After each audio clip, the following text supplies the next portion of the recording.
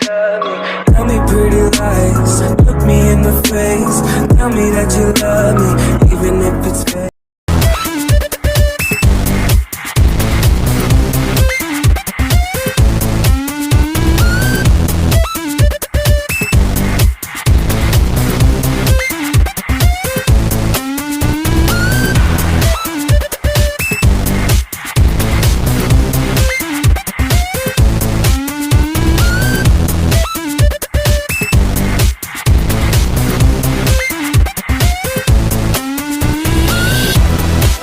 Saya Putri Kusuma-Dewi. Di sini saya akan menjelaskan prinsip kerja dari arus eddy. Baik, di sini sudah ada tegangan, kemudian kumparan, dan juga ada piringan aluminium. Arus eddy mengalir dari sumber tegangan, kemudian masuk ke koil atau kumparan, kemudian keluar lagi menuju sumber tegangan.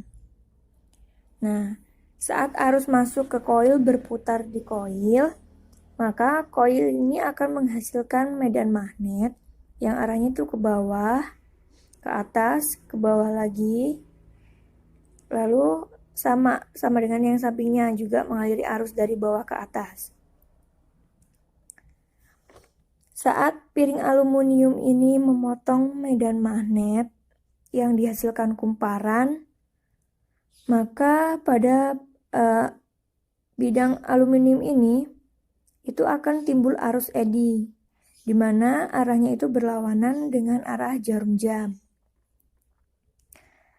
Kemudian pada saat arus eddy itu juga menimbulkan medan magnet yang arah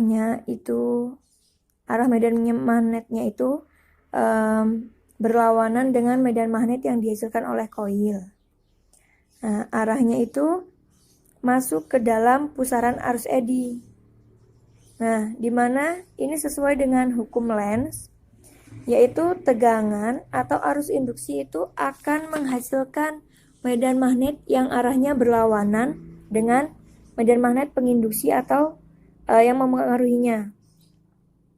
Apabila di sini timbul medan magnet dan di sini juga timbul medan magnet, maka akan adanya tarik-menarik dan menyebabkan piringan aluminium ini berhenti berputar.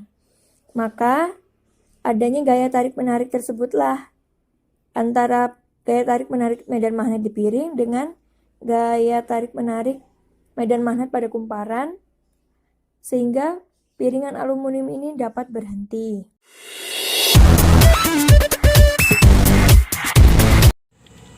Di sini saya akan menjelaskan manfaat arus eddy. Manfaat arus eddy yang pertama, pengereman. Arus eddy sebagai pengereman pada kereta yang bergerak, misal pada roller coaster. Pengereman menggunakan arus eddy tidak menimbulkan gesekan. Pengereman terjadi pada piringan konduktor, seperti piringan tembaga atau piringan aluminium, dan didekatkan pada medan magnet. Semakin dekat medan magnet, pengereman semakin besar.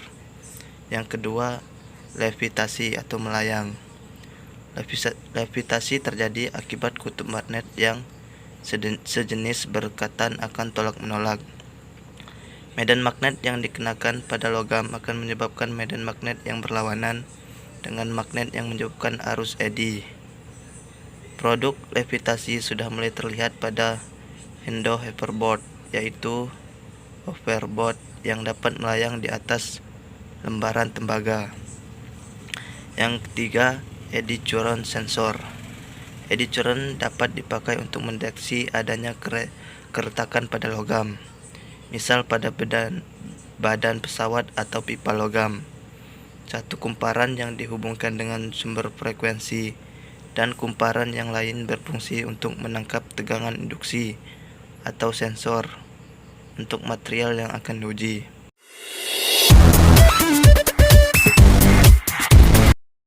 Sedangkan kerugian arus eddy menimbulkan panas pada bidang konduktor di dekat sumber medan magnet.